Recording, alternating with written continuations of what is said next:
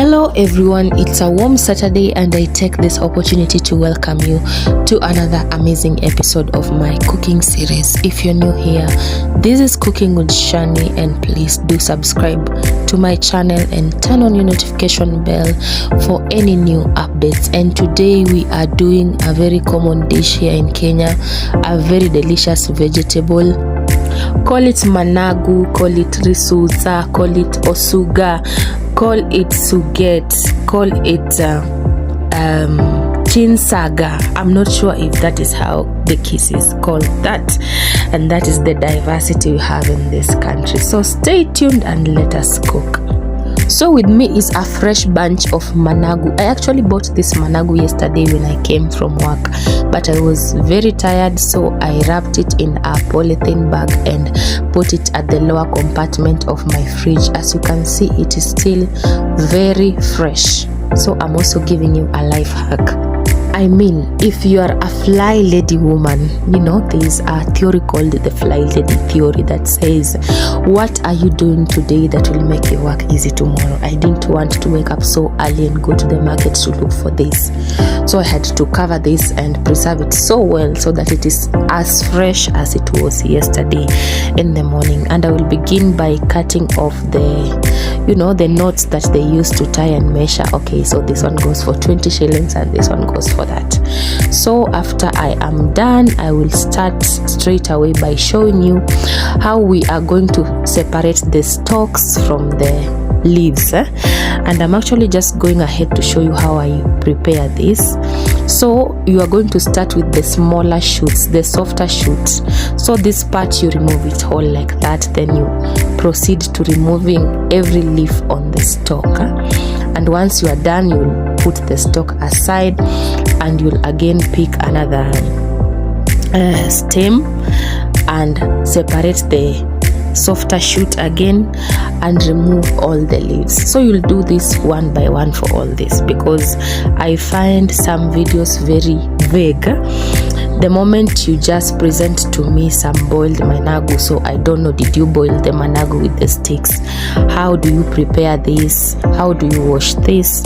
And how do you even now cook this, from the boiling to the, cooking with the tomatoes and the onions? And when we were growing up, this was a process that could invite a lot of storytelling among our mothers and grandmothers as we were preparing this. A lot of stories, a lot of good things, a lot of learnings, a lot of gossip as well. Yeah, so I am done and I am now washing this. And how I do wash this, I wash this in a basin, and as I am doing the final rinse, I just allow the water to pass through my vegetables before I put them in my cooking pot. And this is to allow for some water to drip into the cooking pot, so that this water helps me to boil these vegetables. So I'm not adding any water, but the water that is dripping from the washing is what is actually cooking these vegetables of mine. And I will go ahead to just cover my cooking pot and let this boil for some minutes. It's usually something between 5 and 7 minutes. So forgive my OCD, guys. I don't like even seeing a drop of water around my cooking surface, so I'll just have to wipe that, and then I'm covering my pot. And meanwhile, as this is cooking, I am going to straight away start chopping my ingredients. And for my indigenous vegetables, I only use my onion and tomatoes to cook. Those are the only two things I use, besides some oil and maybe a beef cube and some salt. So we are actually chopping our tomatoes, and in no time I'll be done. And this aside now, and it's time to check my vegetables. As you can see, the water is almost drained and my vegetables have steamed so well. So I'm just going to toss and turn them a bit, then turn off the heat, and then start my preparation for frying this in onions and tomatoes and the likes. And so we are set for round 2 of my cooking, and with me I'm having this special ingredient cooking cream from Brookside, and this is not an advertisement, guys. This is just what I like to use when I'm preparing my managu, and you can use it for your meat stews and you can use it for your vegetable stews, and it's 230 mils. So I'm not going to use all of this, but part of it, but it's a vital ingredient if you want to cream your vegetables. I also have my managu that has been drained in case it had excess water, and I'm having my tomatoes, my onions, my cooking oil, my beef cube, and my salt. First things first, I'm heating up my oil in my cooking pan, and I'm adding my half a teaspoon of salt, and I'm mixing this thoroughly. The reason why I always add salt into my oil before I begin cooking is to allow for even caramelizing of my onions. And once my oil is hot enough, I'm going in with my onions. Onions is something I really like cooking under a lot of precision. I remember growing up, my mom could give a warning that she does not want to see long stripes of white onions in her plate when you cook, because ideally if you're cooking your onions well, then the moment they brown so well and you add your tomatoes, they should dissolve automatically and add into the flavor infusion of your food. So if you're doing your cooking and your tomatoes, your onions, you get them right, then the food would be good. So my tomatoes have already steamed, and I'm just going to mix up everything. Give the tomatoes a good pounding. It's also not good to see large chunks of tomatoes in your food. You need to pound them so well.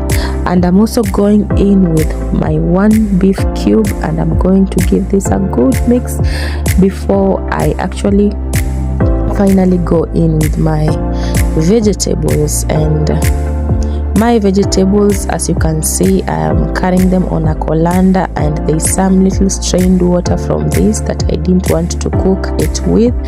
So I'm just going to add my vegetables, and I am going to mix everything up. Cooking is about mixing and precision mixing, adding one thing at a time and just knowing when to add, not to bombard everything in your sufuria at once if you want a special tasting meal. So that is what I have after a few minutes of stirring. And if you don't like creamed vegetables, this is a good time to serve them. They really don't have to cook for long, but I'm going to shake my cooking cream so that there's even mixing in case there was sedimentation of the thicker part and the lighter part. You can also use your cream from your boiled milk or ghee if you have. Serves the same purpose. So I think that is just enough to entice my taste buds, and I am mixing everything so beautifully.